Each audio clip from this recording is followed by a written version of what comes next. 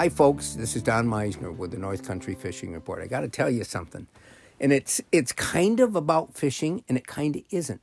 But I've told you before that every day I try to get out and I try to run. I do this for just to make it possible for me to do all the other things that I try to do in the outdoor world. And so as I run, I'm always absorbing what's around me. And the other day, for the first time in a long time, I heard this sound, and I thought, wait a minute, it's too early for this. It was an osprey, and he was watching me. And as I got closer, he got very bothered, and he started swooping over me. And it's the first osprey I've seen this year. And normally, folks, the osprey don't come back to this area until May. That's been their normal cycle. So what's happening? What has brought this bird, and I'm sure other birds, because they all pretty much do things at the same time, back to our area so soon?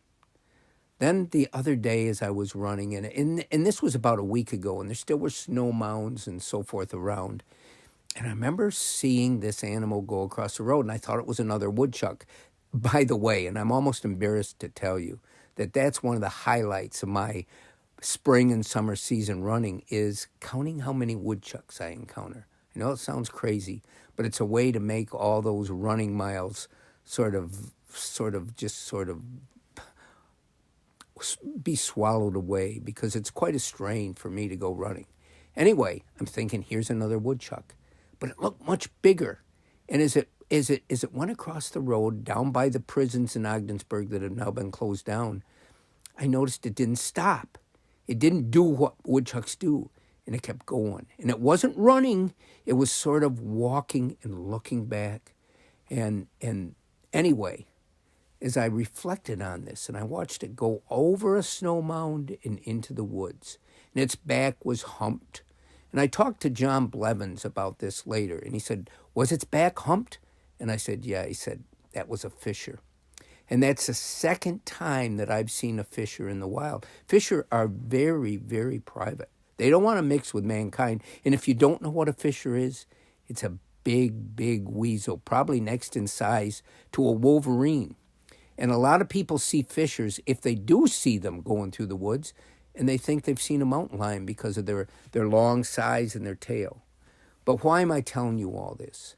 It's because being outdoors, whether we're fishing, we're walking a trail, we're running like I do, whether we're on a bicycle, whatever we're doing, it gives us a chance to mix with all the other parts of nature that each year, as I see each year pass by, I realize that we're becoming more isolated, especially so many of us that make our living sitting at a desk and working on a computer.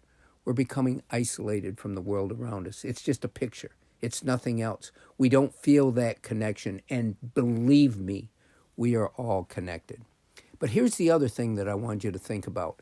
If the osprey has come back here so soon, it really is a representation, an indication of how our climate is changing. No matter what your political persuasion, no matter what you think, the proof is in what we see.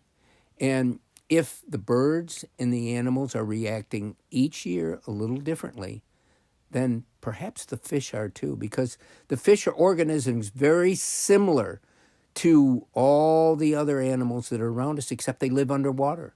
They have hearing systems, and they smell things, and they taste things, and they can see wonderfully. And they are a product of their environment. And they react and adapt to their environment. And if they feel these changes, then it's going to change their migratory habits as well. It's going to change their activity habits. And so it's something to think about. I don't have the answers to all these things. I don't have the answer to how it's going to change their migratory habits, how it's going to change where they are at 6 o'clock in the morning, where they might be. That might be a little different than it was 5-10 years ago. But it's important that we be aware of these changes, because there are changes that are going to affect all of us in different ways. And one of them could be our favorite sport, which is going out there fishing. Until next time, folks, this is Don Meissner with the North Country Fishing Report.